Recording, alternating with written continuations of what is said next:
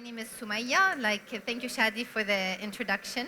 And I'm the founder of TAQA Snacks. I founded TAQA Snacks in 2016, and today it's considered the regional powerhouse of healthy snacks in Lebanon and the GCC. Obviously, I give myself that line, so it's subjective to my opinion.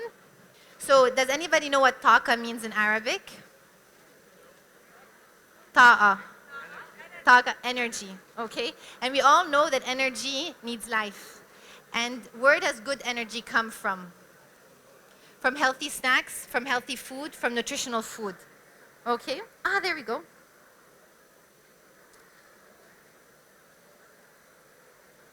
Okay. So who has tasted TAQA snacks? And we know that TAQA snacks today are quite different from what we have seen on shelf as healthy snacks because we mix Mediterranean flavors. So we were one of the first brands out there to use ingredients that we are familiar with. So rose water, orange blossom water, pistachios, walnuts, and nuts in our products to actually make them an everyday healthy snack. So this, what you have in your hands today, show me your cookie packs. It's actually a معمول. نحن إمتى كنا ناكل معمول؟ عباك أما على العيد أما على رمضان صح؟ And now we're eating معمول as a daily snack just because of a minor change and inspiration of an old Lebanese recipe. So sometimes innovation is not reinventing the wheel, it's just making something better or different. What is our product portfolio today? And it's good to mention to all producers out there that since I started TAQA Snacks, I have not diversified in my product line. So we have 6 core products. This is the cash flow of the business. These are our bars, so coconut lemon, almond rose, pistachio orange blossom, and coconut lemon. This is the bakery. The bakery is in Anfe. It's in the north of Lebanon, يعني بالشمال. It's a 3-story building. And also, TAQA is certified. So one of the first things that you need to know as producers is that it's very important to get food safety management systems on board. And we've worked very hard, and it's been one of the, quality is king. And you cannot beat anything when you don't have quality. So we've worked very hard to get ISO certification. And now we went from 2005 to 2018, and now we're working on our FSSC. So maybe just I show you a little bit our photos of our production. As you can see, it's a semi-automated line, and the machinery was made in Lebanon from our rotating ovens to our cookie lines. We produce almost for the Lebanese market. Does somebody want to guess? We produce a month for just the domestic market, 80,000 packs of cookies a month. This is not our export market. Export market represents 80% of our total volume. So today, our trade market is registered in 15 different countries. We have different certifications, and we've also been regulated by SFDA, DM, HFMA, and FDA. So I added some personal photos because I think it's very interesting to understand growth. So in 2017, it was the first time I wrapped a pallet. Wrapping a pallet is it's like you've graduated from being from the farmer's market to the next step. Usually, you used to put the boxes in your car and you used to go to the shop and get paid for it. And then the first time you wrap a pallet, and I think all my co-partners here understand what it feels like you're getting into the big game. And then this is in 2020, first 20-foot container. And then now in 2021, we were already filling our 40-foot containers. And it's all TAQA snacks going to different strategic markets. And in order for you to absorb growth, you need to be ready for growth. And it doesn't happen overnight. And export doesn't happen overnight. What I have to say is that it took 6 years to establish a market. It took me 4 years to establish a market in Lebanon. One of the key things that helped leverage the brand is signing with distributors and partners. Signing with distributors and partners is one of the main things you need as a product to not just succeed, but to survive. It's your lifeline, having the right partners. So business is never about yourself. It's actually about everybody else other than yourself. Today, as we were saying in the past video, we export to 10 different markets, but 3 of those markets are my strategic, which is UAE, Qatar, and Kuwait.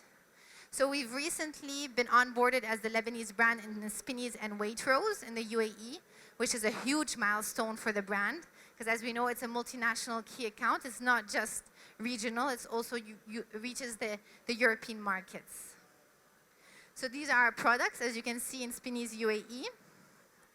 And let me ask you here in the audience, why do you think Spinneys and Waitrose from the UAE chose TAQA snacks?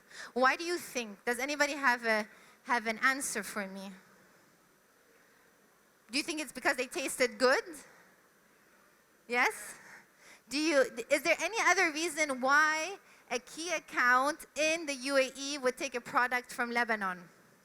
Why? Because it's almost impossible to sell cookies outside of Lebanon. Yes? It's competitive, okay, yes, okay, competitive prices are good. Any other answers? I can't hear you. Quality, okay, so quality, competitive price. Organic, we're GMO free, from the healthy snacking category. And healthy, I would like to say that these were all part of the characteristics why we were chosen, but it was not the decision making. It was not the decision as to why UAE, Waitrose, and Spinneys took us on board. What was the reason, in your opinion? Branding, innovation.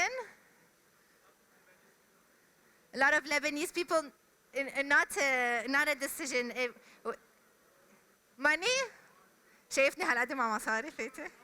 Margins, okay, yes. It's different from the different market. Okay, so I think we have one answer that's close enough, but the reason why 2 of the biggest decision makers took TAQA is because we are a socially responsible brand. And I have to tell you, as the answer is right here, it had one of the main reasons, and I'm seeing it more and more with buyers, is that cookies, there are many. I'm no different from my friends in the UK, nor France, nor America. Nothing is different. Today, the decision making that why they took the product on brand is because today we're not offering a cookie, we're offering a mission. And we're not just greenwashing, we're really doing what we're saying. So we're the first FMCG business in the Middle East to have done an 8-month CO2 study on every product. What does CO2 mean? CO2 is the carbon emissions that are given off by producing the snack, downstream to upstream. So how much CO2 was emitted by shipping my oat flour from Germany to the port of Beirut to taking it from to TAQA and Fe? How much emissions based on EDL, generator والمولد الموتور عنا بالمعمل طلع منه CO2 قد ايه استعملوا المكانات على أي مكانات وعلى أي وقت in order to get a coefficient. So as you can see, there's 3 different channels, and believe me when I say that this was my pitch at Spinneys. It wasn't about how much and where and what I sell. It's about really how am I making a better impact today on the planet.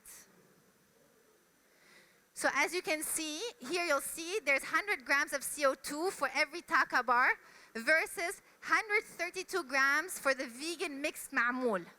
Okay? What do we do with these numbers every year?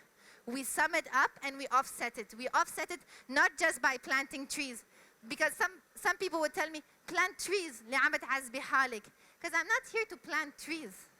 I'm here to offset my operation of my CO2 to create a better impact on my community, whether I'm operating out of Lebanon, whether I'm operating out of the UAE, whether I'm operating out of France. Not only that, but we also have worked on great extent to create awareness on environmental matters. So in 2019, we organized a swim from Cyprus to Lebanon, open water swim for for 2 nights and 3 days. And it won many different awards to raise awareness on single-use plastics. The movie is available on YouTube, and it won many international awards. TAQA Snacks was one of the core sponsors, also in order to associate the brand with the environment and with the outdoor sports. Now, this is TAQA Snacks in brief. So 2 things I want to leave you off before I open the floor to questions, okay, is that today, you being business owners, we have no more right to operate and produce without thinking of the planet. It's a bottom line, and there's no second guessing it, and the landscape for buyers and purchasers are changing. It's not anymore the traditional system. This I tell you, and this if you haven't already integrated it, you should start thinking about it. And today, you know, we sometimes don't need to produce more. Sometimes we need to produce better and sell better.